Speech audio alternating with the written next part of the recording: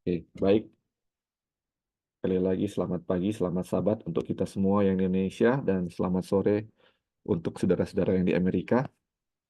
Hari ini hari Sabat tanggal 8 Juni tahun 2024.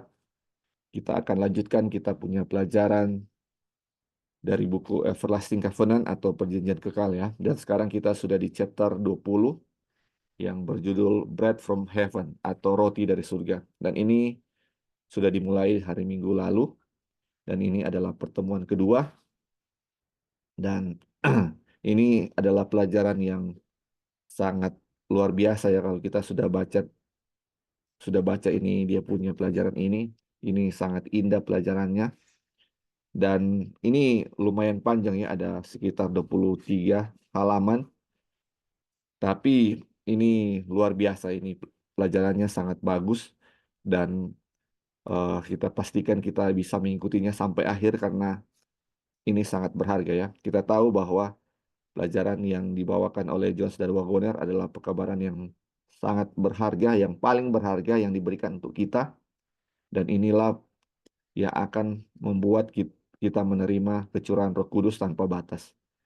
Dan untuk menerima kecurahan Roh Kudus tanpa batas, ada pelajaran-pelajaran yang akan kita terima. Dan ini salah satu pelajarannya ya saudara-saudara. Dan saya merasa bahwa ini pelajaran sangat terberkati. Saya merasa terberkati dengan pelajaran ini. Nah, sebelum kita mulai, kita akan review sedikit apa yang sudah kita pelajari waktu lalu dari apa namanya dari pelajaran ini ya. Ini kita sudah tahu latar belakangnya bahwa bangsa Israel telah melewati Laut Merah dengan sangat dahsyat, di mana Tuhan membelah Laut Merah itu dan mereka bisa melewati Laut Merah ini seperti melintasi tanah kering ya. Ini ada jalan raya di tengah-tengah laut dan ketika mereka berhasil menyeberang laut itu dengan aman, ini mereka menyanyikan setelah mereka tiba di seberang lautan, mereka menyanyikan lagu kemenangan. Ini lagu kemenangan yang mengalahkan dunia ya. Dan seperti bangsa Israel yang menyanyikan lagu kemenangan, kita juga akan menyanyikan lagu kemenangan yang sama sebelum kita memasuki kerajaan surga kan. Dan kita sudah tahu itu. Dan ini ada kata-kata penting dalam kutipan ini yang sudah kita baca waktu lalu. Dibilang kalau saja mereka terus menyanyikan lagu kemenangan itu, mereka akan dengan cepat sampai ke Sion. Jadi ini lagu kemenangan ini kita sudah pelajari waktu lalu ya di chapter 19. Dan lagu kemenangan ini berisi tentang puji-pujian kepada kuasa Tuhan yang sangat besar. Di mana mereka menyanyikan lagu bahwa Tuhan itu sangat dahsyat yang bisa membelah Laut Merah dan bisa mengalahkan musuh. Dan poin kedua dari lagu itu adalah bagaimana musuh-musuh mereka yang nanti yang walaupun mereka belum tahu ya bagaimana keadaan bangsa-bangsa lain setelah mendengar itu, tapi mereka sudah menyanyikan itu sebelum itu terjadi. Sebelum berita itu sampai ke telinga musuh-musuh mereka, mereka sudah menyanyikan lagu itu, di mana dibilang orang Kanaan gemetar, orang Filistin ketakutan, orang-orang di sekitar mereka ketakutan ketika melihat kuasa Tuhan yang sangat besar. Dan memang betul ya, apa yang mereka janjikan itu betul-betul terjadi. Belum betul terjadi. Dan ini lagu kemenangan atau lagu iman. Karena iman mereka bisa melewati Laut Merah, dan dengan iman itu mereka menyanyikan lagu itu ya. Ini luar biasa lagu yang timbul karena iman mereka. Nah, ini luar biasa. Setelah mereka melewati Laut Merah, tetapi kita sudah tahu ya, mereka sudah memiliki iman waktu itu. Tetapi ini masih banyak pelajaran yang mereka belum pelajari dengan sempurna ya. Ini dibilang mereka dapat mempercayai Tuhan sejauh mereka dapat melihatnya, tetapi tidak lebih jauh lagi. Nah, ini saudara-saudara. Jadi ketika mereka sudah melewati Laut Merah, menyanyikan lagu kemenangan itu dengan penuh sukacita, dibilang sini mereka segera melupakan perbuatan-perbuatannya dan tidak menantikan nasihatnya. Ini di Mazmur 106 ya. Ini eh, luar biasa ya. Ini seandainya mereka terus ingat ini lagu yang mereka nyanyikan tentang kuasa kebesaran Tuhan, harusnya mereka sudah cepat sampai kemana? Ke tujuan mereka di tanah Kanaan ya. Tetapi mereka cepat apa? Lupa akan itu ya. Mereka ini pelupa. Aduh ini makanya sangat menggemaskan ini bangsa Israel. Tapi kita sudah pelajari ya bahwa kalau kita merasa jengkel dengan mereka, harusnya kita bisa lebih baik dari mereka. Tapi ini sebenarnya pelajaran untuk kita ya. Bagaimana mereka eh, cepat melupakan ini perbuatan-perbuatan Tuhan yang sangat ajaib. Nah, kita lihat ya. Jadi ketika mereka keluar dari Laut Merah menyanyikan lagu kemenangan itu, saudara-saudara, kalau kita baca di buku Para Nabi dan Bapa jilid 1, di situ dijelaskan pemandangan di sekitar itu sangat gersang, eh, apa namanya, tandus dan sangat tidak baik ya pemandangan waktu itu di gurun itu ya. Tetapi karena mereka dengan masih dengan suasana sukacita, mereka katanya apa? Mereka mengabaikan hal-hal itu. Mereka berjalan dengan sukacita waktu itu ya, saudara-saudara. Tapi ini dibilang ya, ini yang kita sudah pelajari. Perjalanan 3 hari di padang gurun, ini persediaan air mereka sudah habis. Nah, ini menimbulkan suatu masalah lagi ya ketika mereka baru menyaksikan kuasa Tuhan yang besar membela lautan. Sekarang persediaan air sudah habis. Ini kalau kita baca ya kembali di buku Para Nabi dan Bapa, kita melihat ini Musa ini tahu ini segala seluk-beluk di padang gurun dia tahu. Dan dia tahu bahwa ada pos terdekat yaitu pos mata air ya, mata air di Mara, dan dia tahu bahwa sebentar lagi mereka akan sampai di sana. Dia lihat-lihat ini ya. Dia lihat-lihat ke tiang awan. Aduh, Tuhan mau tuntun kemana ini? Dia panik ini. Dia tahu bahwa kalau Tuhan tuntun mereka ke Mara, akan ada air di sana, tapi airnya itu pahit. Jadi dia dengan rasa cemas, aduh ini bagaimana ini? Dan ketika sudah dekat di Mara dan orang bangsa Israel sudah lihat, aduh itu ada air. Mereka karena sudah kehabisan air, persediaan air mereka sudah habis. Mereka dengan sukacita, waduh sudah ada air. Tapi Musa sangat cemas waktu itu ya.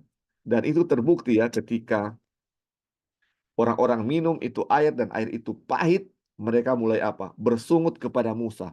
Kenapa kamu bawa ke tempat ini? Sedangkan kita tahu yang menuntun bangsa Israel itu adalah apa? Tiang awan. Tuhan sendiri yang menuntun mereka ke situ. Tetapi mereka apa? Bersungut kepada Musa. Kenapa Musa bawa mereka ke situ? Padahal tiang awan ya ini makanya Musa sendiri cemas ketika dia lihat tiang awan. Aduh, kenapa dia tuntun ke air pahit ini ya? Tapi inilah ya, ini menunjukkan iman mereka, kualitas iman mereka. Memang betul mereka memiliki iman waktu itu ya ketika melewati Laut Merah itu. Tapi lihat ya dia punya besar imannya mereka seperti apa. Dan ini ya, bayangkan saudara-saudara, ini mereka baru apa namanya melewati bagaimana Tuhan membelah laut, membelah air ini menjadi terbelah ya. Ini bayangkan laut terbelah. Sekarang cuma karena ada air tapi rasanya pahit, mereka mengeluh, hilang kepercayaan mereka kepada Tuhan. Ini sangat luar biasa. Hilang air, cuma mau ubah air dari pahit menjadi manis, mereka sudah mengeluh. Sedangkan mereka baru lihat air terbelah itu menjadi dinding, laut menjadi dinding terbelah. Dan Tuhan saja bisa lakukan itu. Mereka nggak percaya ini air ini Tuhan bisa menjadikan manis ya. Aduh ini luar biasa. Tapi ini kita lihat ya persungutan mereka eh, Tuhan membuat air itu menjadi manis hanya dengan sebatang sebatang kayu dan Tuhan bilang Musa lempar tuh bat kayu itu ke air itu. Ini isi sekali ya. Ini gampang sekali Tuhan bikin itu air dari apa? Pahit menjadi manis. Sangat gampang Tuhan menunjukkan kuasanya cuman lempar itu kayu itu langsung jadi manis. Ini dan ini menunjukkan aduh ini luar biasa ini Israel dia punya pelupa akan kuasa Tuhan ini luar biasa. Baru 3 hari ini 3 hari saya kayaknya masih segar dalam ingatan mereka ya ini kuasa Tuhan membelah Laut Merah itu dan mereka sudah bersungut saat itu. Aduh, ini sangat menggemaskan apa yang terjadi pada bangsa Israel. Dan itu terjadi kepada kita juga ya. Ini pelajaran untuk kita, saudara-saudara. Nah, selanjutnya ya, setelah mereka meminum air dengan puas karena air di Mara itu sudah menjadi manis, ini mereka berkemah di pohon-pohon palem. Ini kalau di eh, para nabi dan bapak bilang pohon kurma. Itu ada katanya 70 pohon kurma di situ dan ada 12 mata air. Ini bilang sumur-sumur di Elim. Ada ada 12 mata air dan 70 pohon kurma. Jadi ini mereka tidak memiliki sesuatu yang membuat mereka jengkel ya atau alasan untuk mereka bersungut. Mereka tinggal dengan nyaman ya di Elim ini ya. Dan ini sudah mau hampir 1 bulan dan mereka tidak bersungut-sungut lagi. Ya. Jadi dan dibilang ini, selama waktu itu mereka apa katanya? Puas dengan lingkungan mereka karena lingkungan nyaman di situ ya, ada 12 mata air, ada pohon kurma. Aduh, ini nyaman tinggal situ. Dan dibilang di sini katanya, selama mereka di situ, mereka percaya kepada Tuhan. Mereka percaya kepada Tuhan karena apa? Tidak ada masalah. Dan ini bilang sangat mudah bagi kita untuk membayangkan bahwa kita membuat kemajuan ketika kita hanya berbaring di jangkar dan ombak mengalir melewati kita. Sangat wajar atau bahasa Inggris dibilang so natural ya, natural atau sangat wajar jika kita berpikir bahwa kita telah belajar mempercayai Tuhan ketika tidak ada cobaan yang menguji iman kita. Jadi di saat tidak ada cobaan, kita merasa bahwa kita sudah lebih dekat kepada Tuhan. Karena kita tidak mengeluh kan, tidak ada pengeluhan, tidak ada sesuatu masalah. Aduh, ini kita hidup saya sudah lebih dekat dengan Tuhan. Nah, ini sama seperti bangsa Israel. Bangsa Israel, kalau tanpa masalah, mereka rasa hidup mereka hidup dengan Tuhan dan mereka mempercayai Tuhan. Ini saudara-saudara, sama sekali dengan kita ya saudara-saudara.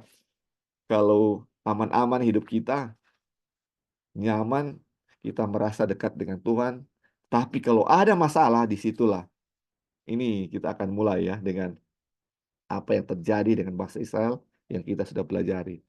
Ini dibilang, mereka tidak lama kemudian ini orang-orang lupa kuasa Tuhan lagi. Dan mereka siap untuk menyangkal bahwa dia pernah ada hubungannya dengan mereka. Aduh, dia bilang, hanya 1,5 bulan setelah mereka meninggalkan Mesir. Mereka tiba di padang gurun Sin yang terletak di antara Elim dan Sinai. Jadi di padang gurun Sin ini katanya, ini kalau kita baca kembali dari Roh Nubuat, bahwa mereka ini sebenarnya, di padang gurun Sin ini, belum kehabisan makanan. Masih ada makanan, tapi persediaannya sudah mulai menipis. Sudah mau habis persediaan mereka.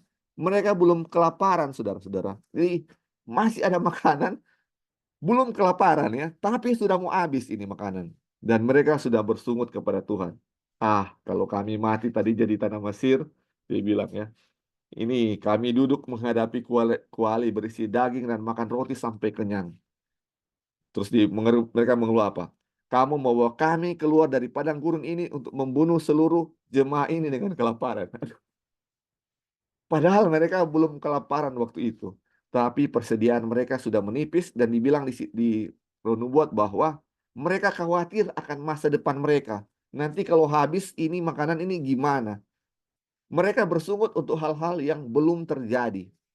Belum terjadi. Mereka belum kelaparan, tapi sudah bersungut bahwa mereka akan kelaparan. Ini luar biasa ya, ini bangsa Israel ya. Dan ini sampai di sini waktu kita pelajari waktu lalu ya, di mana mereka bersungut kepada Tuhan akan kelaparan yang mereka belum alami ya. Hanya persediaan mereka sudah menipis. Dan ini kita akan lihat cerita tentang mana ya. Tuhan memberikan mana kepada mereka. Luar biasa ya, ini bangsa Israel punya cerita ini. Oke, mungkin sebelum kita lanjut, mungkin ada yang mau tambahkan dari apa yang sudah kita review ya waktu lalu ini. Ini luar biasa. Oke, kalau belum ada, kita lanjut ya. Ini kita punya pelajaran untuk hari ini. Ini cerita tentang mana. Ini kita bisa buka ya di Keluaran 16 dari ayat 4. Dan ini kutipan ini adalah dari ayat-ayat itu ya. Dia bilang begini, lalu berfirmanlah Tuhan kepada Musa, sesungguhnya aku akan menurunkan dari langit hujan roti bagimu, maka bangsa itu akan keluar dan memungut tiap-tiap hari sebanyak yang perlu untuk sehari, supaya mereka kucoba, apakah mereka hidup menurut hukumku atau tidak. Jadi ini Tuhan akan menurunkan mana dan mereka akan memungut itu untuk keperluan sehari ya. Dan ini mereka Tuhan akan uji mereka apakah mereka menurut hukum mereka atau tidak. Nah, ini gimana ya ini maksudnya ini? Tuhan kasih roti untuk menguji mereka apakah mereka menurut hukum atau tidak. Ini apa hubungan kasih roti dengan hukum menurut hukum atau tidak? Ini kita kita harus teliti ya ini apa yang Tuhan maksud dari kata-kata ini. Kemudian dibilang, dan pada hari yang keenam, apabila mereka memasak yang dibawa mereka pulang, maka yang dibawa itu akan terdapat 2 kali lipat banyaknya dari apa yang dipungut mereka sehari-hari. Sesudah itu berkatalah Musa dan Harun kepada seluruh orang Israel, petang ini kamu akan mengetahui bahwa Tuhanlah yang telah membawa kamu keluar dari tanah Mesir. Dan besok pagi kamu melihat kemuliaan Tuhan, karena ia telah mendengar sungut-sungutmu kepadanya. Sebab apalah kami ini, maka kamu bersungut-sungut kepada kami. Jadi ketika mereka bersungut-sungut, karena mereka akan kelaparan, ini Tuhan berfirman bahwa dia akan kasih apa? Dia akan menurunkan roti dari langit. Nah, dan makanya Musa bilang, ini sore ini ya, bahwa Tuhan akan apa? Kita akan tahu bahwa Tuhan yang membawa kamu keluar dari Mesir. Jadi dia bilang besok pagi kamu akan apa? Eh, Lihat ya akan ada sesuatu yang Tuhan akan berikan ya. Ini roti dari surga ini.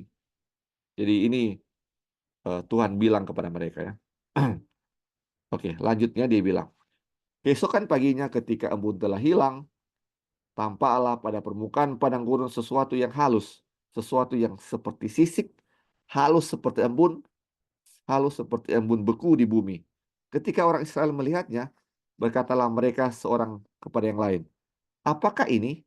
Sebab mereka tidak tahu apa itu. Jadi ini dia punya bentuk sama dengan embun ya, bersisik seperti itu. Makanya bahasa Inggris bilang corn from heaven, atau bisa dibilang kayak jagung dari surga ya. Dia punya bentuk mungkin besar-besarnya seperti jagung ya, itu kecil-kecil seperti itu.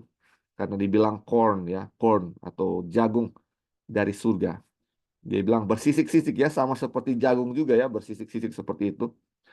Dan seperti embun ya, halus seperti embun ya. Mungkin ya, embun kayak seperti jagung ya, dia punya besar.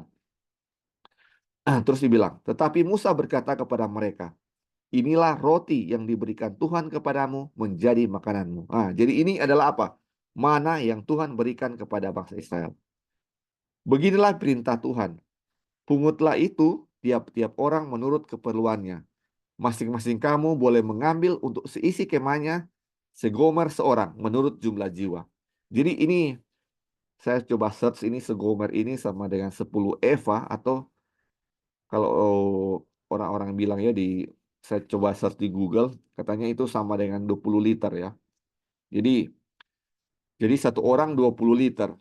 Tapi ini bukan beras ya saudara-saudara. Kalau beras mungkin kita masak 1 liter dia bisa banyak sekali ya kayak mau 2 liter dia mengembang. Tapi ini seberapa banyak seperti itu ya. Dan mungkin waktu itu orang-orang Israel badan-badannya mungkin besar atau apa dia punya eh, ini ya sehari mereka itu sekitar 20 liter ya. Luar mungkin satu orang 6 liter ya cukup banyak juga ya. Tapi enggak, ini bukan beras yang akan mengembang ya. Ini roti ya seperti itu.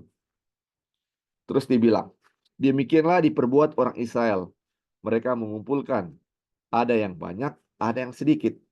Ketika mereka menakarnya dengan gomer, maka orang yang mengumpulkan banyak tidak kelebihan dan orang yang mengumpulkan sedikit tidak kekurangan. Nah, ini pentingnya saudara-saudara dan kita akan bahas di akhir dari chapter ini kita akan bahas ini ya. Yang mengumpulkan banyak tidak kekurangan, tidak kelebihan dan yang mengumpulkan sedikit tidak kekurangan. Ini pelajaran yang sangat apa luar biasa ya. Ini luar biasa. Dan pastikan kita sampai selesai ya. Di chapter 20 ini kita akan lihat apa maksudnya ini. Terus dibilang, tiap-tiap orang mengumpulkan menurut keperluannya. Ini yang saya highlight warna orange ini akan diulang-ulang di Keluaran 16 ini. Dan ini ada hal yang akan kita bahas nanti ya. Saya nggak tahu ya apa kita akan bisa dapat membahasnya di hari ini atau di kesempatan berikut karena ini pelajaran yang panjang. Jadi tiap-tiap orang mengumpulkan menurut keperluannya. Saya tidak akan bahas lebih karena ini akan dibahas ya, saudara-saudara. Terus dia bilang, Musa berkata kepada mereka, seorang pun tidak boleh meninggalkan daripadanya sampai pagi.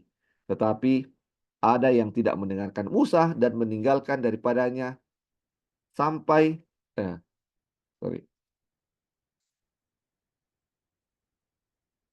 Oke. Sampai pagi. Dan meninggalkan daripadanya sampai pagi. Lalu berulat dan berbau busuk. Maka Musa menjadi marah kepada mereka. Setiap pagi mereka memungutnya, tiap-tiap orang menurut keperluannya, tetapi ketika matahari panas, cairlah itu. Ini Keluaran 16 ya, ayat 19 sampai 21.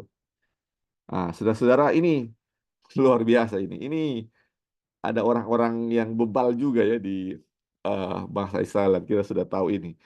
Musa bilang, kumpul menurut keperluan tiap-tiap orang. Tapi ada yang apa kata, terus harus makan habis. Tapi ada yang kasih tinggal itu sampai pagi dibilang di sini ya.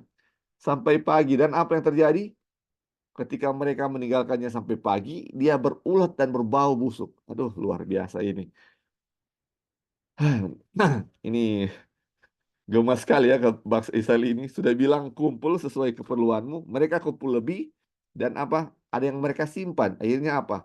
Berbau busuk. Jadi ini orang-orang serakah yang pikir bahwa mereka ambil lebih dan mereka simpan, atau mereka yang tidak mempunyai miliki iman. Aduh, siapa tahu besok nggak turun ini mana, dan kalau kita nggak simpan untuk sampai besok, mungkin kita nggak makan. Jadi mereka simpan ya, mereka nggak mempercayai firman Tuhan. Dan apa yang terjadi akhirnya mana itu berulat dan berbau busuk. Ini dan Musa marah ya karena mereka, aduh, mereka melakukan seperti itu. Bayangkan ya saudara-saudara kalau misalnya semua orang Israel melakukan seperti itu, akan ada bau busuk di mana-mana.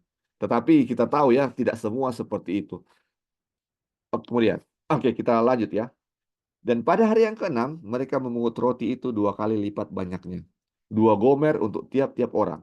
Dan datanglah semua pemimpin jemaah memberitahukannya kepada Musa. Lalu berkatalah Musa kepada mereka, inilah yang dimaksudkan Tuhan. Besok adalah hari perhentian penuh, Sabat yang kudus bagi Tuhan. Maka roti yang perlu kamu bakar, bakarlah. Dan apa yang perlu kamu masak, masaklah. Dan segala kelebihannya biarkanlah di tempatnya untuk disimpan sampai pagi. Mereka membiarkannya di tempatnya sampai keesokan harinya seperti yang diperintahkan Musa. Lalu tidaklah berbau busuk dan tidak ada ulat di dalamnya. Selanjutnya kata Musa, makanlah itu pada hari ini, sebab hari ini adalah Sabat untuk Tuhan. Pada hari ini tidaklah kamu mendapatnya di padang. 6 hari lamanya kamu memungutnya, tetapi pada hari yang ketujuh ada Sabat. Maka roti itu tidak ada pada hari itu. Jadi pada hari ke-6 ada suatu hal yang berbeda. Jadi kalau sebelumnya mereka diperintahkan untuk memungut roti atau mana sesuai keperluan mereka ya setiap hari. Kalau mereka simpan akan busuk. Tetapi yang berbeda adalah pada hari yang ke-6. Di mana pada hari yang ke-6 Tuhan perintahkan untuk apa? Tuhan perintahkan untuk kumpul 2 kali lipat atau 2 gomer satu orang. Dan apa yang terjadi ketika mereka simpan itu tidak akan busuk ya. Itu tidak akan busuk. Nah, ini kita lihat ya. Kita perhatikan bahwa di awal tadi Tuhan bilang ya di ketika orang-orang Israel bersungut ketika mereka akan kehabisan makanan, Tuhan bilang Tuhan akan kasih mana untuk menguji mereka apakah mereka menurut hukum Tuhan atau tidak ya. Dan ini lihat ya, ini bagaimana Tuhan akan dia punya hubungan kasih roti apa hubungannya dengan menurut hukum Tuhan. Nah, ini kita sudah mau lihat ya. Ini tentang eh, eh, bagaimana mereka memungut roti itu tiap hari dan pada hari yang keenam. Oke, kita lanjut. Tetapi ketika pada hari ketujuh, ada dari bangsa itu yang keluar memungutnya. Aduh. Dan tidaklah mereka mendapatnya. Sebab Tuhan berfirman kepada Musa, berapa lama lagi kamu menolak mengikuti segala perintahku dan hukumku? Aduh, ini ternyata hukum yang dimaksud Tuhan untuk menguji bangsa Israel. Jadi, hari ketujuh, nggak ada lagi mana yang akan turun. Tapi ada orang yang nggak kumpul pada hari keenam. Mereka datang untuk mengumpulkan ini. Ini aduh, sangat orang-orang yang sangat tidak percaya. Ini sangat gemes sekali ini orang-orang ini. Waktu lalu dibilang jangan kumpul lebih, mereka kumpul lebih. Waktu lalu mereka bilang jangan simpan, mereka simpan busuk. Sekarang dibilang simpan supaya hari Sabat bisa ada persediaan makanan, kumpul 2 kali lipat. Mereka nggak kumpul dan hari ketujuh mereka datang keluar untuk mau cari mana ada. Aduh, ini luar biasa ini. Mereka punya kebebalan. Padahal dibilang pertama mereka memiliki apa? Memiliki iman ketika melewati laut merah. Mereka sudah menyaksikan dahsyatnya kuasa Tuhan. Mereka sudah menyaksikan bagaimana air diubah menjadi dari pahit menjadi manis. Sekarang mereka sudah menyaksikan roti turun dari langit. Sekarang mereka suka sekali membantai, suka sekali melanggar apa yang sudah Tuhan perintahkan kepada mereka. Sehingga Tuhan bilang apa? Berapa lama lagi kamu menolak mengikuti segala perintahku dan hukumku? Ternyata ini adalah tujuan Tuhan ketika dia mau kasih roti kepada bangsa Israel, dia menguji apakah mereka turut hukumnya atau tidak. Nah, ini. Lanjut dibilang, perhatikanlah, Tuhan telah memberikan sabat itu kepadamu. Itulah sebabnya pada hari ke-6 ia memberikan kepadamu roti untuk 2 hari. Tinggallah kamu di tempatmu masing-masing, seorang pun tidak boleh keluar dari tempatnya pada hari ketujuh itu. Lalu beristirahatlah bangsa itu pada hari ketujuh. Jadi saudara-saudara, kalau kita lihat ini, ujian yang akan diuji Tuhan kepada bangsa Israel tentang apa? Tentang hari Sabat. Apakah mereka menurut perintah Tuhan atau tidak? Melalui pemberian mana ini adalah ujian tentang apa? Tentang hari Sabat. Pemberian mana ini ada ujian tentang apa? Tentang hari Sabat. Oke, ini sebelum kita lanjut, mungkin ada saudara-saudara yang menambahkan dari apa yang pemberian mana yang diberikan kepada bangsa Israel ini. Kalau ada yang mau tambahkan, silakan sebelum kita. Ya, silakan. Lali. Ya. Ya, jadi kalau kita lihat nih orang-orang bangsa Israel itu sama kayak anak kecil ya. Kalau kita punya anak, kalau kita bilang jangan bikin ini, itu yang mereka bikin. Mereka bikin. Betul, bikin betul. ini, itu yang orang nggak bikin. Jadi bangsa Israel jangan simpan, disimpan. Simpan mananya supaya besok nggak perlu keluar, nggak disimpan. Jadi memang apa yang bangsa Israel bikin itu sama dengan anak kecil, dan memang bukan hanya anak kecil ternyata ya, orang semua juga begitu.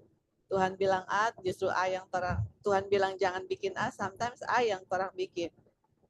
Bikin B, B nggak dibikin.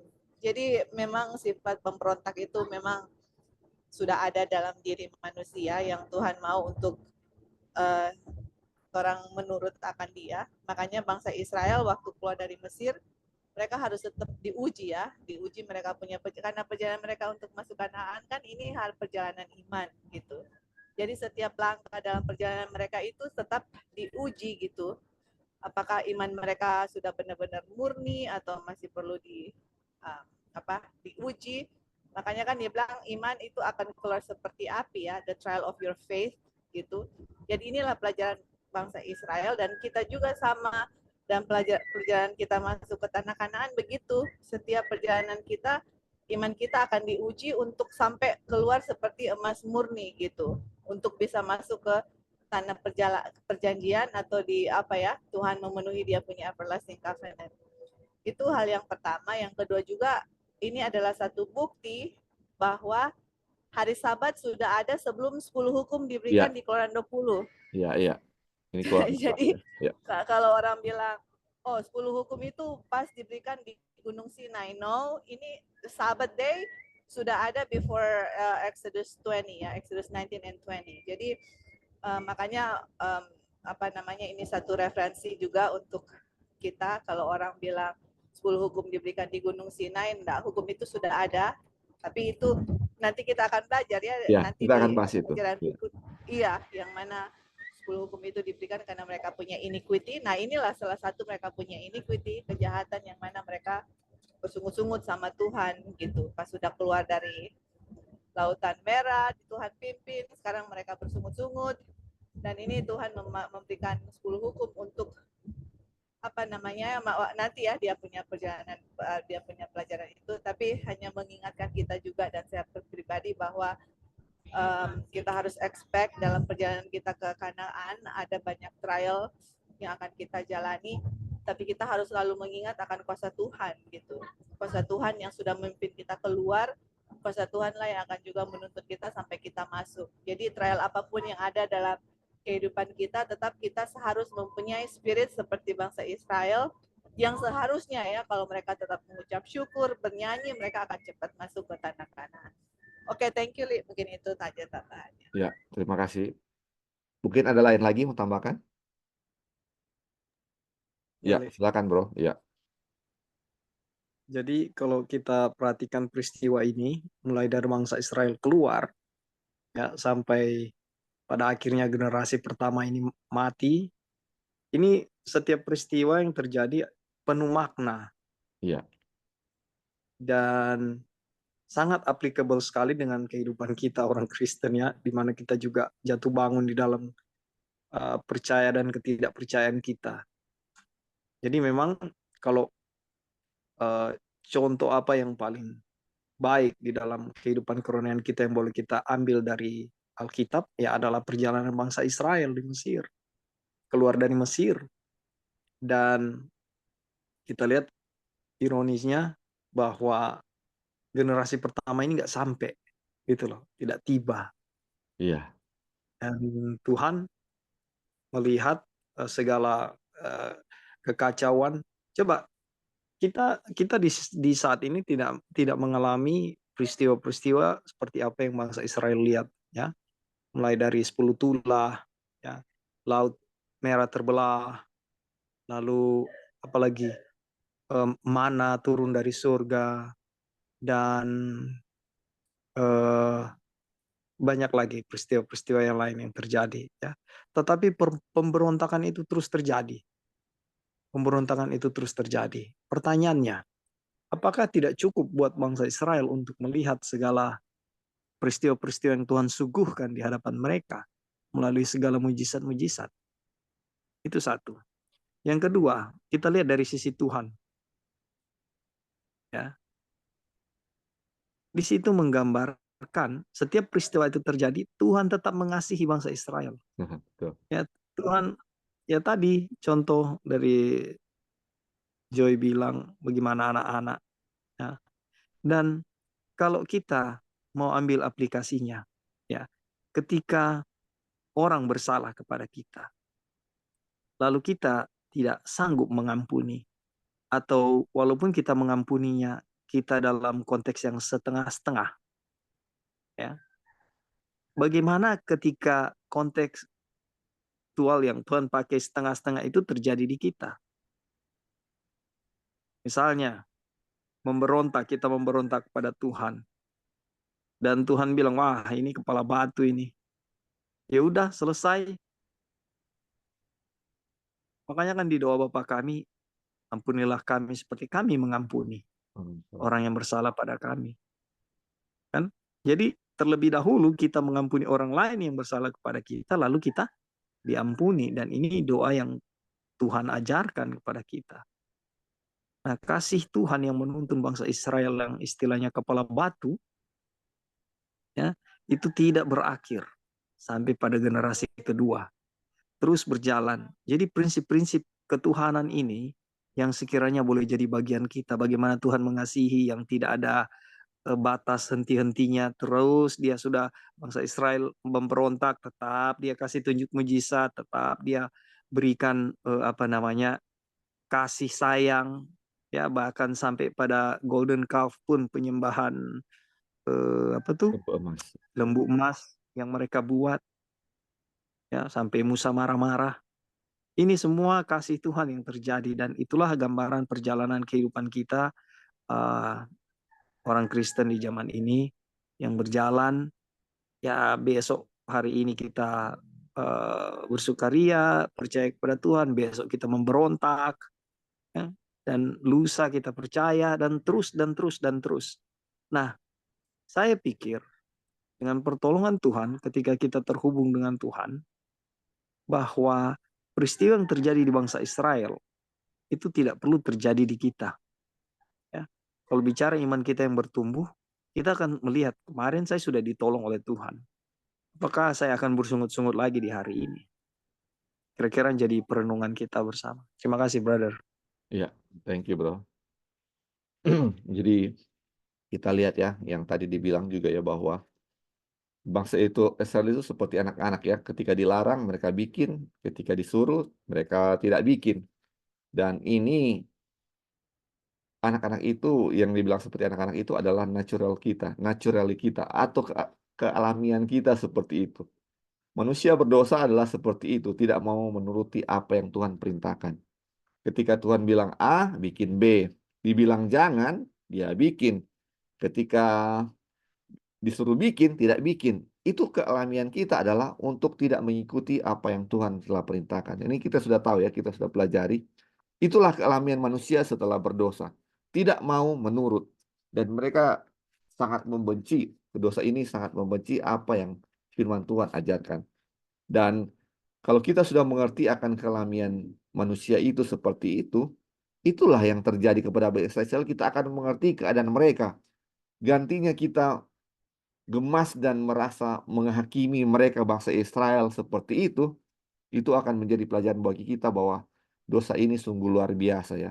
Bayangkan, baru lihat kuasa Tuhan yang sangat besar, dan pengaruh dosa itu masih ada dalam diri kita. Lihatlah bagaimana kita cepat lupa akan kuasa Tuhan itu.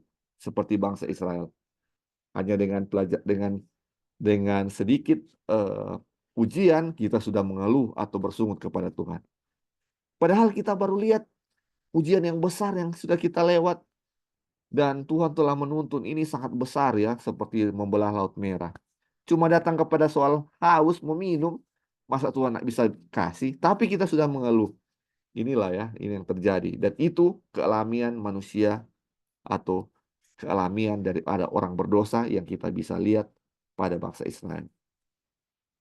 Oke. Ada lagi sebelum kita lanjut? Oke, kalau belum ada kita lanjut ya, saudara-saudara. Ini dibilang, ditulis untuk kepentingan kita. Atau ini written for our sakes ya, ditulis untuk kepentingan kita. Saat ini kita telah memiliki seluruh cerita di hadapan kita dan dapat mempelajari pelajarannya secara mendetail atau dengan teliti. Ingatlah bahwa hal ini tidak ditulis untuk kepentingan mereka yang terlibat dalam cerita ini, tetapi untuk kita. Aduh, kita sudah pelajari cerita ini dengan sangat detail, bagaimana apa yang terjadi kepada bangsa Israel. Tetapi dibilang apa? Ini ditulis bukan untuk bangsa Israel yang terlibat dalam cerita ini, tetapi untuk kita yang saat ini sedang membaca cerita mereka. Nah ini Roma 15 ayat 4 dibilang, sebab segala sesuatu yang ditulis dahulu telah ditulis untuk menjadi pelajaran bagi kita, supaya kita teguh berpegang pada pengharapan oleh ketekunan dan penghiburan dari kitab suci. Aduh. Jika mereka gagal untuk mengambil pelajaran yang Allah rencanakan dari peristiwa tersebut, ada lebih banyak alasan bagi kita untuk mengambil pelajaran dari catatan tersebut. Ini pelajaran yang Tuhan berikan kepada mereka, dan mereka gagal. Ini adalah banyak alasan untuk kita bagaimana kita harus mempelajari pelajaran dari pelajaran ini. Bagaimana mengeluh sungut-sungut bangsa Israel adalah hal-hal yang terjadi bagi kita. Persungutan bangsa Israel kita tahu karena apa? Mereka tidak percaya kepada Tuhan. Mereka lupa akan kuasa Tuhan. Sebelumnya mereka percaya, tetapi mereka tidak memelihara iman mereka. Nyanyian yang mereka nyanyikan di tepi laut itu yang sangat dahsyat, lupa, lupa. Seandainya mereka ingat, nggak akan bersungut di apa? Sehingga mereka nggak akan bersungut di padang, di apa namanya, di Mara. Mereka tidak akan bersungut di padang gurun Sin ketika sudah mau habis makanan. Ini pelajaran ini menjadi pelajaran yang besar untuk kita. Bagaimana kita mengingat akan kuasa besar Tuhan. Makanya ini pelajaran pemberian oleh iman adalah bagaimana kita mempercayai akan kuasa Tuhan. Mengingat kuasa Tuhan, jangan lupa kuasa Tuhan yang sangat besar. Sehingga kalau kita datang kepada pencobaan, kita tidak bersungut seperti bangsa Israel ini, melainkan mengenalkan kuasa Tuhan. Wah, luar biasa. Oke, ini ada tambahan saudara-saudara sebelum kita lanjut. Ini kita akan mulai dengan hukum yang Tuhan, pelajaran tentang hukum. Ada yang mau tambahkan? Oke, kalau belum ada kita lanjut ya. Ini luar biasa ini pelajaran ini. Ujian hukum. Dibilang, Tuhan berkata bahwa Dia akan membuktikan kepada orang-orang apakah mereka berjalan menurutnya hukumnya atau tidak. Ini yang saya highlight tadi ya. Jadi ketika bangsa itu bersungut-sungut untuk meminta makanan, Tuhan bilang, saya akan kirimkan mana. Dan untuk melihat apakah mereka menurut hukum atau tidak. Nah, ini dibilang. Dalam hal ini, dan hal ini khusus yang atasnya mereka diuji adalah hari Sabat. Ini yang sudah kita bahas tadi ya. Tentang mengumpulkan mana di hari-hari biasa dan hari ke-6, di mana hari-hari biasa mereka kumpulkan 1 gomer, sedangkan hari Jumat atau hari ke-6 mereka kumpulkan 2 gomer atau 2 kali lipat. Dan ini adalah ujian tentang hari Sabat. Jika mereka mau menaati hari Sabat, tidak ada keraguan bahwa mereka akan menaati seluruh hukum. Jadi saudara-saudara, hari Sabat adalah pusat dari semua hukum ya. Kita sudah tahu itu. Dan dibilang ya, kalau bangsa Israel menaati hari Sabat, hukum yang lain akan dituruti oleh mereka ya. Ini bilang. Oleh karena itu, hari Sabat adalah ujian yang sangat penting terhadap hukum Allah. Demikian pula halnya sekarang, seperti yang akan ditunjukkan oleh poin-poin berikut yang telah kita pelajari. Jadi saudara-saudara, ini hari Sabat ini adalah ujian yang sangat penting terhadap hukum Allah. Dan dibilang waktu bangsa Israel itu sangat penting, demikian pula halnya sekarang pada zaman kita ini sangat penting. Dan kita tahu hari Sabat ini adalah ujian terakhir dari umat Tuhan, di mana ketika undang-undang hari Minggu diberikan, itu kan pintu kasihan akan ditutup bagi umat Tuhan. Jadi hari Sabat ini atau ujian ini adalah ujian yang terakhir. Hari Sabat adalah ujian yang terakhir terhadap umat Tuhan. Karena kenapa cuma hari Sabat? Kenapa ujiannya bukan tentang berbohong ya, berdusta atau mencuri? Kenapa harus hari Sabat? Karena dibilang tadi ya, kalau kita taati hari Sabat secara benar ya, kita akan menaati seluruh hukum Tuhan. Ini luar biasa. Ini hari Sabat sangat penting. Makanya ujian terakhir adalah ujian hari Sabat. Karena dengan ini akan menunjukkan apakah kita sudah menuruti hukum yang lain atau tidak ya. Ini. Wah, luar biasa. Kita akan lihat poin-poin yang akan diberikan. Oke, poin pertama dibilang bangsa ini dibebaskan sesuai dengan perjanjian yang dibuat dengan Abraham. Ini dalam Keluaran 6 ayat 3 sampai 4. Perjanjian itu telah ditegaskan dengan sumpah, dan saat janji yang disumpahkan Allah kepada Abraham sudah dekat, Abraham menaati hukum Allah, dan karena itulah janji itu diteruskan kepada keturunannya. Kejadian 26 ayat 3 sampai 5. Jadi ini saudara-saudara, ini perjanjian kepada Abraham bahwa dia akan memiliki keturunan kan. Dan keturunan ini akan menjadi berkat. Dan saat itu Abraham belum memiliki anak. Terus dibilang sini, saat janji yang disumpahkan Allah kepada Abraham sudah dekat. Jadi ini saat ini Abraham janji bahwa dia akan kasih anak Ishak itu kepada Abraham. Sudah dekat, ini bilang Abraham menaati hukum Allah dan karena itu janji itu diteruskan kepada keturunannya. Jadi karena Abraham menaati hukum Allah, maka janji itu diteruskan kepada keturunannya. Bayangkan saudara-saudara, kalau misalnya Abram tidak menaati hukum Allah, ini janji ini tidak bisa akan putus ini janji ini kepada keturunannya, karena Abram tidak menaati hukum Allah. Jadi karena Abram menaati hukum Allah, ini makanya janji yang Tuhan kasih kepada Abraham dengan sumpah bisa bisa diteruskan kepada keturunannya. Karena apa? Abraham menaati hukum Allah. Terus lanjut.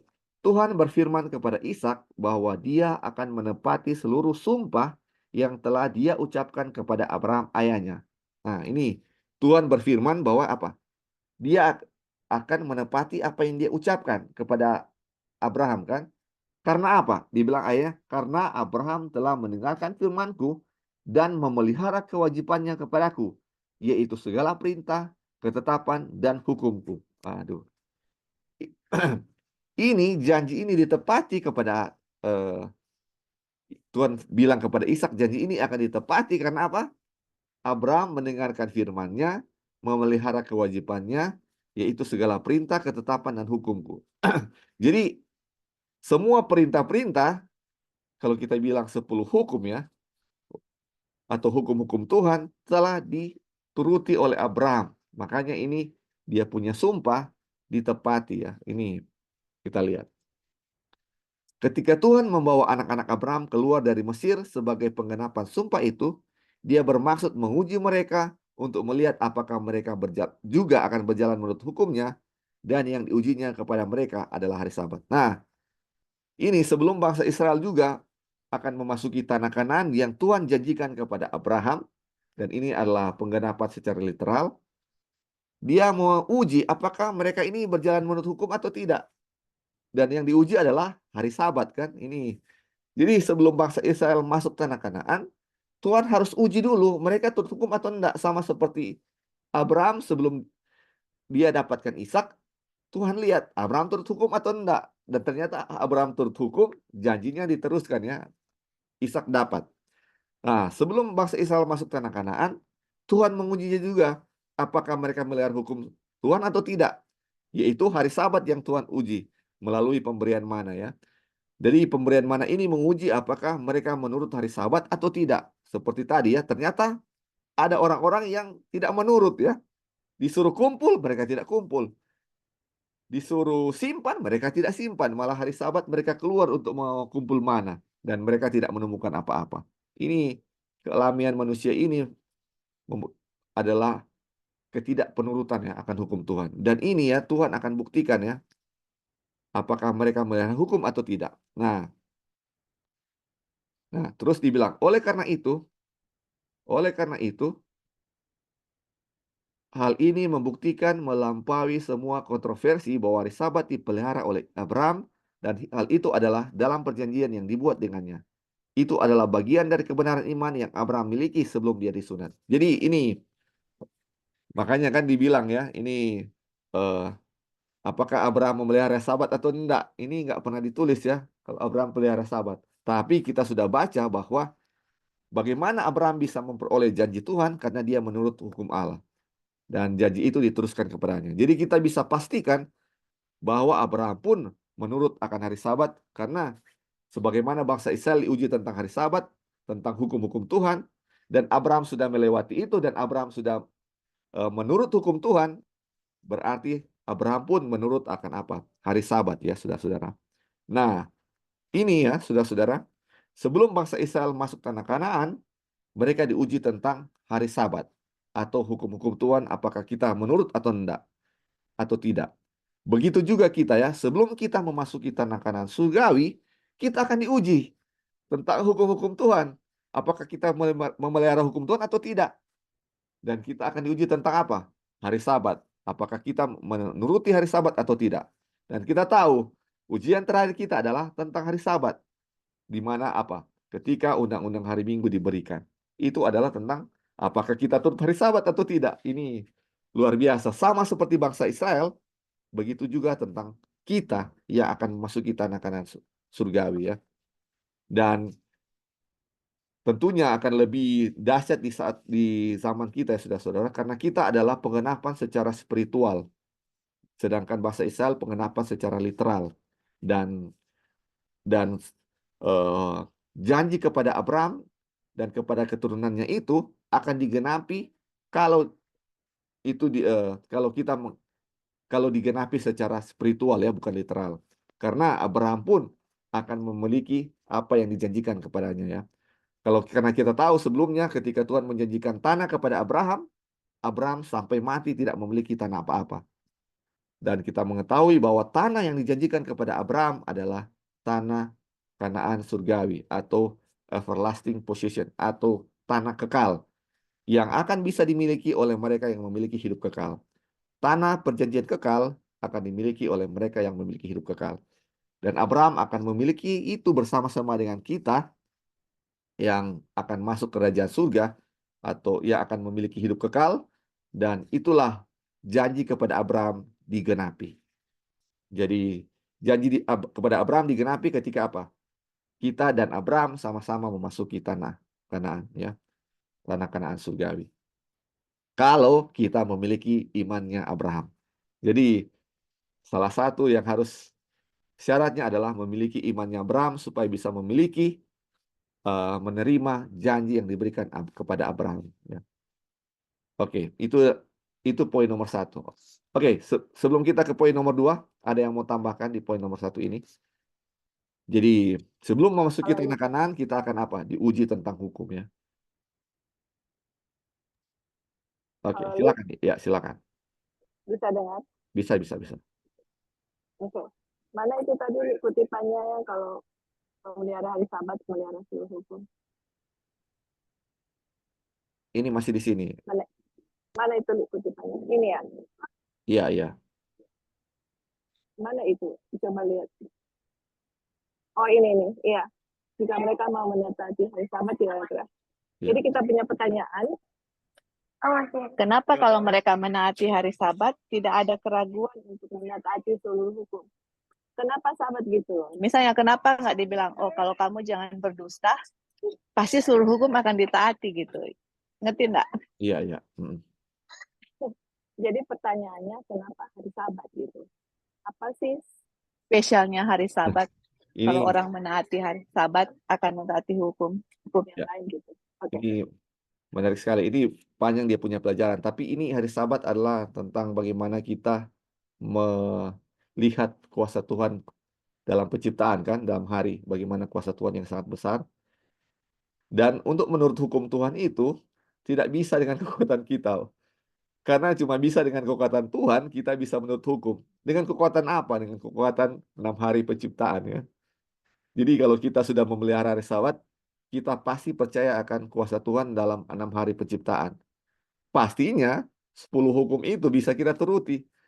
Kalau kita cuma bisa berdusta tapi hari Sabat enggak, mungkin hukum yang lain kita nggak bisa turuti karena hukum itu hanya bisa oleh kuasa Tuhan yang bisa menuruti itu. Halo? Ya, halo Li. Ya, itu mungkin dia punya jawaban ya. Oh, oke. Thank you, Li. Apa Lali bisa kasih tunjuk ayat di screen keluar Ulangan 5 ayat 12 sampai 15. Sorry ya. Bisa atau Ulangan 5 ya. Yes. Ulangan 5 ayat 12 sampai 15 dan Lali bisa baca di situ karena di situ adalah hukum Tuhan yang diulang kembali, tapi di situ ada mention mengenai hari Sabat yang nggak ditulis di Quran 20. Kalau Lali bisa share di sini supaya bisa yang lain-lain bisa lihat supaya kita bisa bisa dapat satu jawaban hanya di 10 hukum itu saja, tapi jawabannya banyak juga ya di Ulangan ya. Ulangan 5 ayat 12. Dan di ayat-ayat lain juga dia bilang melihara hari Sabat karena 6 hari Tuhan bekerja dan seterusnya, ingatlah dan kuduskanlah hari Sabat. Tapi ada satu poin di situ yang mengingatkan kita perjalanan bangsa Israel gitu, yang ada spiritual aplikasi di Ulangan 5 zaman kita ayat. juga. Ya, Ulangan 5 ayat 12 sampai 15. Kalau Ali bisa baca, silakan baca baru. Iya, ini Screen-nya kelihatannya kayak dark gitu, Li. iya itu betul waktu. Iya, ini bilang. Ya gitu. Tetaplah ingat Boleh baca, Li. dan kuduskanlah hari Sabat seperti yang diperintahkan kepadamu oleh Tuhan Allahmu. 6 hari lamanya engkau akan bekerja dan melakukan segala pekerjaanmu. Tetapi hari ketujuh, hari Sabat Tuhan Allahmu, maka jangan melakukan suatu pekerjaan, engkau atau anakmu laki-laki, atau anakmu perempuan, atau hambamu laki-laki, atau hambamu perempuan, atau lembumu dan keledaimu, atau hewanmu yang manapun, atau orang asing yang di tempat kediamanmu, supaya hambamu laki-laki dan hambamu perempuan berhenti seperti engkau juga. Sebab haruslah kau ingat bahwa engkau pun dahulu budak di tanah Mesir, dan engkau dibawa keluar dari sana oleh Tuhan Allahmu dengan tangan yang kuat dan lengan yang teracung. Itulah sebabnya Tuhan Allahmu memerintahkan engkau merayakan hari Sabat. Nah, ini dia. Ya. Oke, Li. Thank you. Sampai situ. Kalau kita lihat ya, ini kenapa kita mulai dari 12? Karena kita di situ mau kasih lihat kepada teman-teman bahwa ini adalah 10 hukum yang Tuhan yang dibacakan kembali di buku Ulangan, yang mana 10 hukum diberikan. Tapi kalau kita lihat di ayat 15 itu nggak ada di Keluaran 20 gitu loh. Di Keluaran 20 itu ada sama dengan tunggu. Di Keluaran 20 itu ada sama dengan yang di Ulangan 5, tapi di 15 itu nggak ada di Keluaran 20. Ya. Yang kita harus lihat di sini bahwa sebab kau ingat bahwa kamu budak di tanah Mesir dan engkau dibawa keluar dari sana oleh Tuhan Allahmu dengan tangan yang kuat dan dengan yang teracun. Oleh sebab itu Tuhan Allahmu memerintahkan engkau. Kalau oleh sebab itu, ini sebab dan akibat. Tuhan perintahkan kepada kamu memelihara hari Sabat karena Tuhan yang membawa kamu keluar dari Mesir. Nah, kalau Mesir aplikasinya apa? Dunia. Aplikasi kerohanian. Dunia atau perbudakan dosa ya kan? Mereka slave atau budak. Jadi hari Sabat itu mengingatkan kita bahwa Tuhan yang berkuasa yang membebaskan kamu dari perbudakan dosa. Makanya Ellen White bilang, in order for man to keep the Sabbath day holy, man himself must be holy. Jadi kalau kita nggak holy, itu Sabat kita nggak keep gitu loh. Makanya setiap hari kita harus ingat bahwa Tuhan dengan kuasanya yang membawa bangsa Israel keluar dari Mesir, itu satu. Kuasanya menciptakan, kuasa memelihara dunia ini, kuasa Tuhan yang ditunjukkan di Mesir, di 10 kutub dan semua kuasa-kuasa, itu sama kuasanya yang Tuhan menunjukkan kepada kita bahwa kuasa yang sama akan mengeluarkan kita dari perbudakan Mesir. Dan hari Sabat itu mengingatkan itu gitu loh. Jadi kalau hari Sabat misalnya hari Sabat, tapi saya nggak ingat akan kuasa Tuhan kalau saya tetap masih berdosa misalnya, ya kita nggak keep the Sabbath day holy, kita hanya keep hari Saturday, bukan Sabat. Sama dengan orang Sunday. Kenapa, Li? Iya, hari Sabtu saja kita keep. Hari Sabtu. Sama dengan orang yang melihara hari Minggu, masuk gereja hari Minggu, orang Muslim hari Jumat, is the day. Tapi kalau kita memelihara Sabat, artinya kita ingat kuasa Tuhan. Bangsa Israel kalau ingat kuasa Tuhan waktu mereka keluar dari Mesir, mereka akan melihara hari Sabat. Kenapa mereka melanggar hari Sabat? Ambil mana, gitu. Tuhan bilang nggak akan ada mana. Karena mereka nggak ingat lagi kuasa Tuhan, gitu. Sama dengan kita. Pergi aja ke gereja, tapi nggak ingat akan kuasa Tuhan, atau kuasa Tuhan nggak ada di dalam diri kita. So for what? Karena gospel is the power of God. Berarti gospelnya itu hanya mungkin sekedar teori, tidak menjadi aplikasi. Kita bilang begini untuk kita sendiri ya teman-teman, bukan berarti kita mau share kita sudah holy, karena kita juga harus mengalami pengalaman yang sama dengan bangsa Israel untuk mengingat kuasa Tuhan terus dalam hidup kita. Makanya baru kita bisa keep the Sabbath day holy. So far kita hanya keep Saturday. We don't keep the Sabbath. Kalau kita mau keep the Sabbath, kita harus suci dulu.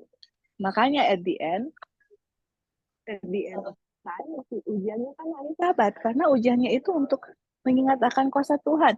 Kita tahu nggak kuasa Tuhan? Dan yang mengingatkan kita adalah hari Sabat gitu. Hari Minggu nggak ingatkan Tuhan akan kuasanya gitu. Nggak ada sama sekali. Jadi hanya orang-orang yang sudah keep the Sabbath, yang memelihara hari Sabat, yang sudah disucikan karena kuasa Tuhan mereka alami dalam diri mereka, itulah akan dimeteraikan. Nggak ada lagi. Makanya dibilang kalau orang memelihara hari Sabat, mereka akan turut hukum yang lain. Betul, karena hukum lain itu hanya sekedar mengingatkan kuasa Tuhan yang akan membuat mereka bisa menurut hukum Tuhan gitu loh. Makanya hari Sabat ini penting dan setan mau menutup semua yang ada hubungannya dengan kuasa Tuhan. Makanya kita pas belajar pelajaran ini intinya harus ke Sabat. Kenapa? Karena Sabat yang akan jadi ujian besar nanti. Dan kita semua harus mengerti Sabat itu adalah karena kuasa Tuhan yang membebaskan kita dari perbudakan dosa. Oke, mungkin itu aja tambahannya. Thank you. Oke, thank you. Oke. Jadi ini ada suatu hal menarik juga ya di sini yang kita bisa lihat. Ini syarat bagaimana janji ini, sumpah atau perjanjian dengan Abraham ini bisa terlaksanakan karena Abraham menaati hukum ya, sesuai dengan ayat-ayat ini yang kita sudah baca, bahwa karena Abraham menaati hukum, dan karena itu janji ini diteruskan kepadanya. Seandainya enggak ya saudara-saudara, berarti kalau Abraham tidak menaati hukum, kita bisa lihat bahwa janji ini tidak bisa diteruskan kepada keturunannya. Jadi kayak bersyarat ini ya.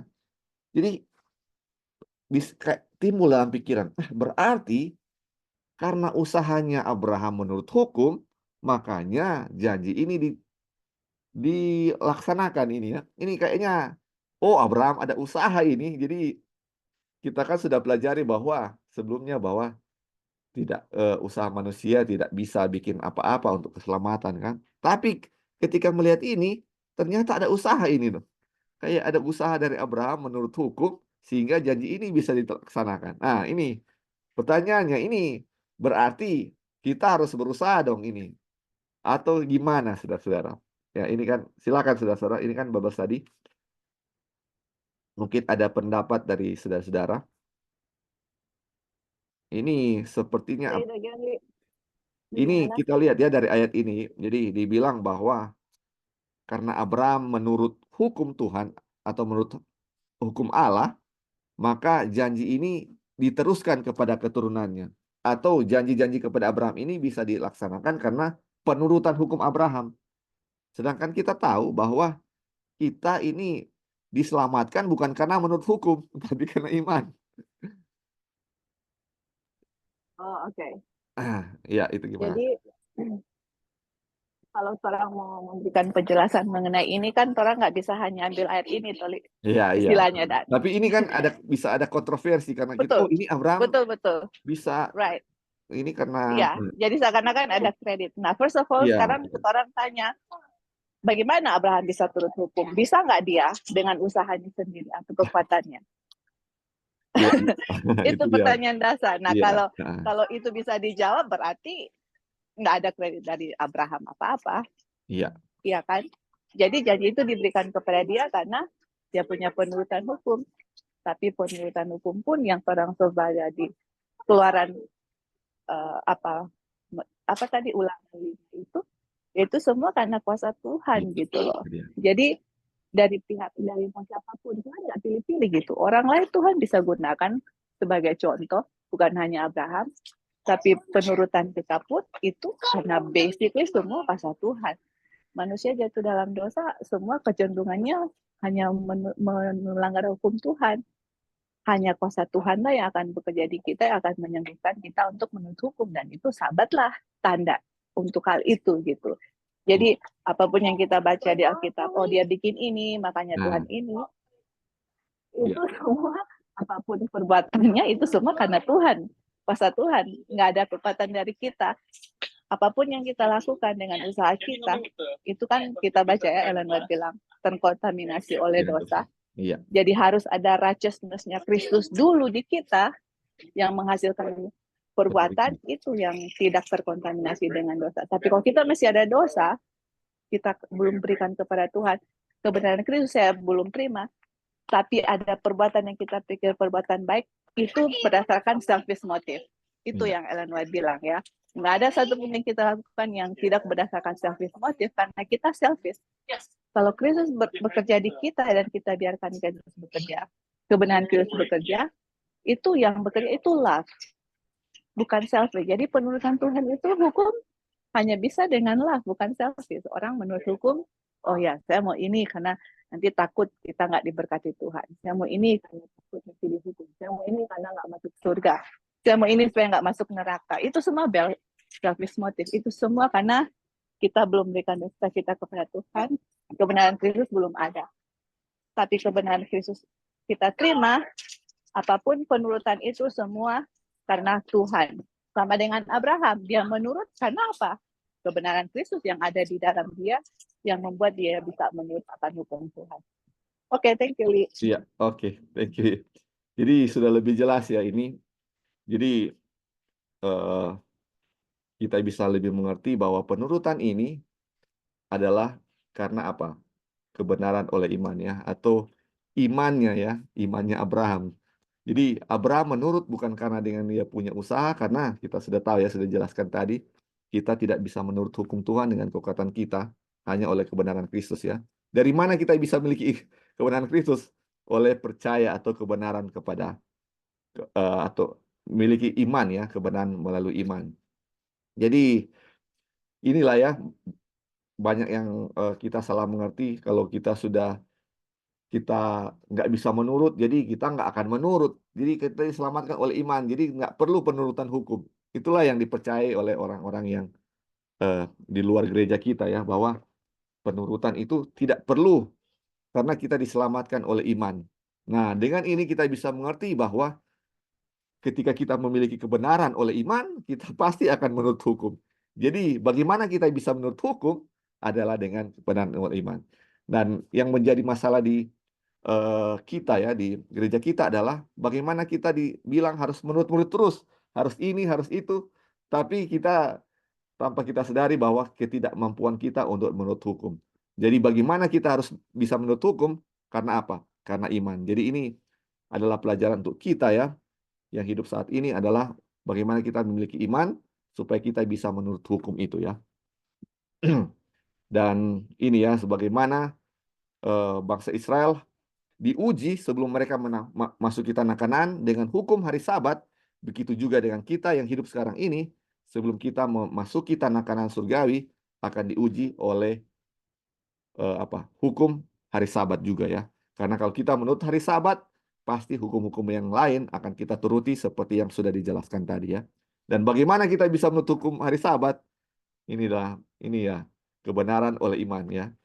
Jadi ini yang saya highlight kuning nih, bilang itu adalah bagian dari kebenaran iman yang Abraham miliki sebelum dia disunat.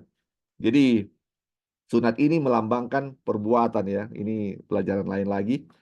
Dan banyak orang yang bilang kalau nggak sunat nggak bisa diselamatkan. Tetapi Abraham memiliki janji ini bahwa dia akan memiliki tanah yang kekal, memiliki keturunan yang banyak. Janji-janji diberikan kepada Abraham sebelum disunat ketika dia memiliki iman kepada Tuhan. Jadi keselamatan bukan karena apa? Perbuatan atau disunat, tetapi apa? Kebenaran oleh iman seperti yang terjadi kepada Abraham. Oke, kita lanjut. Ini poin kedua ya. Dan kayaknya ini akan menjadi yang terakhir. Saya baca. Dan jikalau kamu adalah milik Kristus, maka kamu juga adalah keturunan Abraham dan berhak menerima janji Allah. Jadi kita sudah bahas ya waktu lalu, janji kepada Abraham itu adalah untuk memiliki tanah perjanjian dan seluruh bangsa akan diberkati. Ya, ada beberapa janji yang diberikan kepada Abraham. Dan yang satu adalah everlasting possession atau tanah perjanjian ya. Tanah perjanjian kekal. Dan ini katanya kita apa? Kalau kita milik Kristus, kita juga akan menerima janji Allah ini kepada Abraham, yaitu tanah itu ya. Seperti di Galatia 3 ayat 9 yang kita sudah bahas ya waktu lalu juga. Terus dibilang, karena hari Sabat, hari yang dirayakan oleh orang Israel di padang gurun yang dipelihara atau diakui oleh keturunan Yakub sampai hari ini, ada dalam perjanjian dengan Abraham, maka itu adalah hari Sabat yang harus dipelihara oleh umat Kristiani. Nah, jadi Ini sebagaimana Abraham sebelum mendapat janji itu, dia menurut hukum, dan karena dia menurut hukum itu, oleh imannya, janji itu diteruskan kepada keturunannya. Nah, kita juga ketika kita akan menerima janji itu, kita harus juga apa? Memelihara hukum Tuhan. Sebagaimana orang-orang Israel ya. Jadi hari Sabat harus dipelihara oleh umat Kristiani. Terus poin ketiga dia bilang begini. Kita telah belajar bahwa pengharapan kita sama dengan pengharapan yang diberikan kepada Abraham, Ishak dan Yakub serta seluruh Bani Israel. Mengharapkan kegenapan janji yang diberikan Allah kepada nenek moyang kita adalah yang untuknya Rasul Paulus dihakimi. Dan janji kepada yang setia adalah bahwa mereka akan duduk bersama Abraham, Ishak dan Yakub dalam kerajaan Allah. Jadi ini adalah janji untuk kita ya. Jadi kalau kita setia, memiliki imannya Abraham, kita akan duduk bersama dengan Abraham, Ishak dan Yakub bersama dalam kerajaan Tuhan. Ini janji ya. Janji Tuhan kepada kita. Dan ini yang terakhir ya, saudara dibilang, Tuhan telah mengulurkan tangannya untuk kedua kalinya untuk menyelamatkan sisa umatnya. Oleh karena itu, ujian ketaatan pada saat ini sama dengan pada awalnya. Hari Sabat adalah peringatan akan kuasa Allah sebagai pencipta dan pengudus. Dan dalam pekabaran yang mengumumkan Sabat saat penghakiman Tuhan sudah dekat, Injil yang kekal yang merupakan persiapan bagi akhir zaman diberitakan dengan firman. Dan sembahlah Dia yang menjadikan langit dan bumi dan laut dan semua mata air. Jadi, saudara-saudara, ini sebagaimana waktu bangsa Israel, itu juga terjadi pada saat kita ya. Ini Tuhan dibilang pada kedua kalinya akan menyelamatkan umat yang sisa. Dan ini terjadi seperti pada dahulu pada waktu zaman bangsa Israel. Dan hari Sabat ini akan menjadi peringatan kuasa Tuhan ya. Jadi sudah dijelaskan. Hari Sabat adalah peringatan akan kuasa Tuhan. Bagaimana Tuhan membawa bangsa Israel dengan kuasanya. Seperti di Ulangan 5 tadi ya. Dia membelah lautan, dia mengirimkan mana dari surga, dia menjadikan air pahit menjadi manis, ada tiang api di malam hari dengan kuasa-kuasa yang dahsyat, dan kuasa yang sama ini adalah diperingati ya. Ini kuasa yang ini diperingati pada hari Sabat. Sebagaimana penciptaan dalam 6 hari penciptaan dengan firman Tuhan, Tuhan menjadikan langit dan bumi, dan itu diperingati pada hari Sabat. Jadi hari Sabat Allah memperingati akan kuasa Tuhan. Jadi bagaimana dan apa dia punya manfaat ya ketika kita mengingat akan kuasa Tuhan. Dengan kuasa ini adalah kuasa yang sama yang membuat kita apa? Bisa bebas dari dosa. Sebagaimana Israel bebas dari perbudakan di Mesir, kita juga saat ini bisa keluar dari perbudakan dosa ya. Kuasa yang sama, kuasa Tuhan yang dahsyat. Karena kalau kita mengandalkan dengan kekuatan kita untuk menurut hukum Tuhan, untuk bebas dari dosa, kita tidak akan pernah bisa ya saudara-saudara. Hanya dengan kuasa Tuhan yang diperingati oleh hari Sabat, kita bisa bebas dari kuasa dosa ini. Dan dengan ini, setelah mereka bisa melewati ujian hari Sabat, mereka akan memasuki tanah Kanaan ya. Sama seperti kita juga ya. Ujian terakhir kita adalah hari Sabat, undang-undang hari Minggu. Kalau kita sudah lewat itu, setelah itu adalah apa? Kanaan surgawi yang akan kita terima. Dan biarlah ini pelajaran masih akan berlanjut ya. Tentang mana, tentang roti dari surga ini. Dan ini baru sepertiganya. Dan ini membahas tentang hari Sabat. Judulnya mana dari surga, tetapi pokok yang isinya adalah tentang bagaimana penurutan hari Sabat. Dan hari Sabat ini tentang peringatan akan kuasa Tuhan menciptakan langit dan bumi. Dan laut dan semua mata air ya. Ini diperingati oleh hari Sabat. Oke. Saudara-saudara, sebelum kita akan tutup, ini adalah kutipan terakhir. Silakan kalau ada tanggapan, pertanyaan, atau komentar, silakan. Ya, silakan. Ya, jadi kan di Alkitab bilang Matius 24:14 dan Injil akan dikatakan ke seluruh dunia, ya kan? Baru tiba kesudahan. Apa itu Injil? Injil adalah kuasa Tuhan. Tuhan. Ya kan? Roma 1:16. Apa yang mengingatkan kita akan kuasa Tuhan? Hari Hari Sabat. Sabat.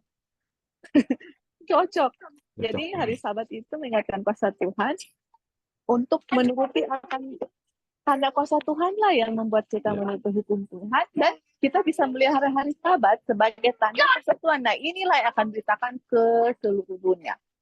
Sekarang waktu kita baca buku Everlasting Covenant, dari pertama sampai sekarang selalu menunjukkan kuasa Tuhan. Dari Abraham lah, dari semua Ishak, dan sama sekarang bangsa Israel. Semua kalau kita lihat apa? Kuasa Tuhan yang dimanifestasi. Jadi kalau saya nggak tahu pelajaran mengenai kuasa Tuhan, gimana saya memelihara hari Sabat, gimana saya mau kasih gospel? Iya. Iya kan? Makanya ini Everlasting Covenant bukunya sangat luar biasa, teman-teman. Ini blessing-nya, aduh, bukan main ya. Apalagi orang yang memberikan Bible study, kita rasa blessing-nya luar biasa karena memang benar-benar baca, menguasai, dan juga mendapatkan berkat. Jadi puji Tuhan akan pelajaran ini, biarlah pelajaran ini mengingatkan kita akan kuasa Tuhan, dan biarlah kita hari Sabat ini memang berbakti mengingatkan kuasa Tuhan, yang mana Tuhan yang berkuasa yang membebaskan kita dari perbudakan dosa, dan kuasa Tuhan yang selalu menyertai dalam kehidupan kita. Saya juga masih hidup, ini semua karena kuasa Tuhan. Oke, thank you, Li. Ya, puji Tuhan ya.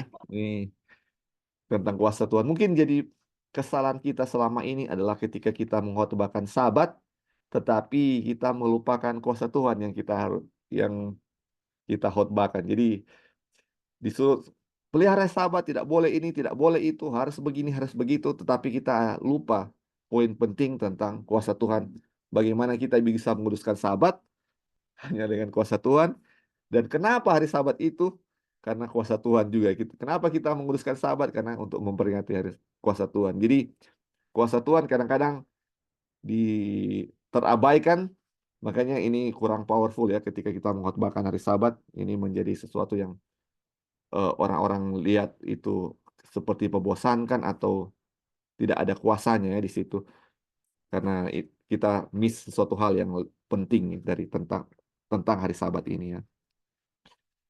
Oke, mungkin ada lain lagi yang mau tambahkan? Ya, silakan, Bing. Ya, jadi teman-teman di sini kita belajar. Tadi sudah dijelaskannya bahwa dasar dari penurutan adalah kebenaran oleh iman, Ya. termasuk hari Sabat. Nah, di sini juga mau menjelaskan bahwa kebenaran oleh iman itu tidak mengabaikan hukum Tuhan. Ya, betul. Atau pembenaran oleh iman itu bukan menyia-nyiakan atau sama sekali mengabaikan hukum Tuhan.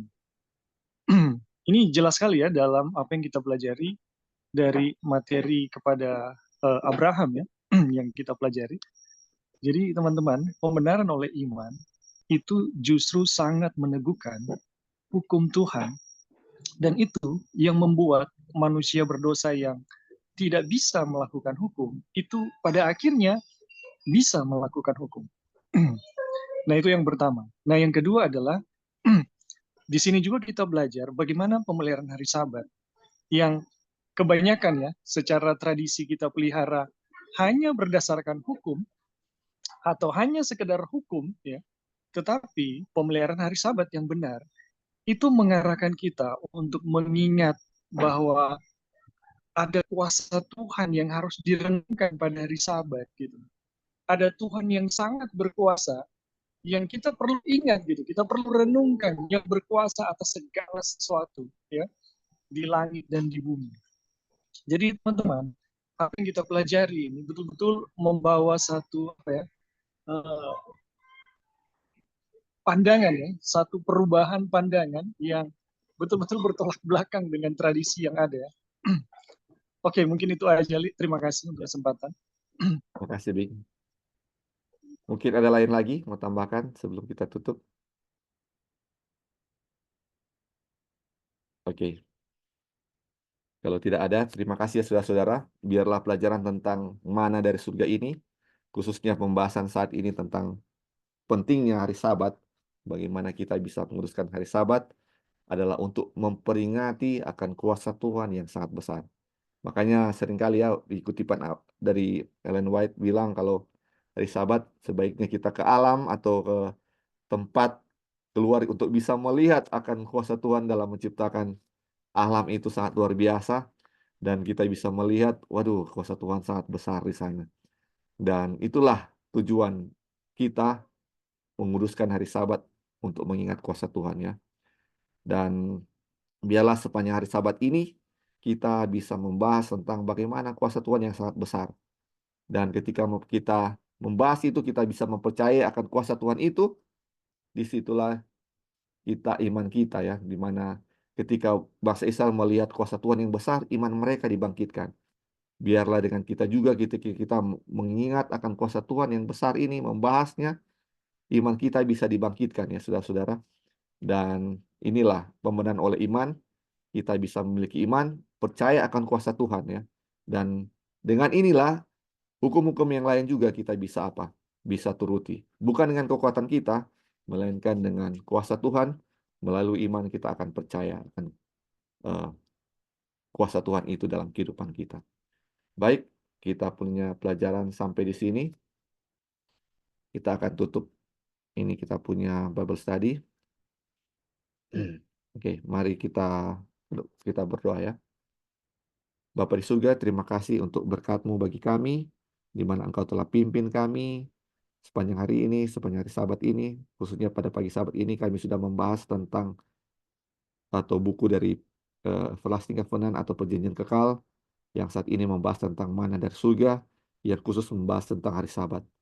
Biarlah pelajaran yang sangat indah pada Sabat ini menjadi kekuatan bagi kami, membuat kami juga untuk mengingat-ingat akan kuasa-Mu yang diperingati oleh hari Sabat yang saat ini kami sucikan Tuhan.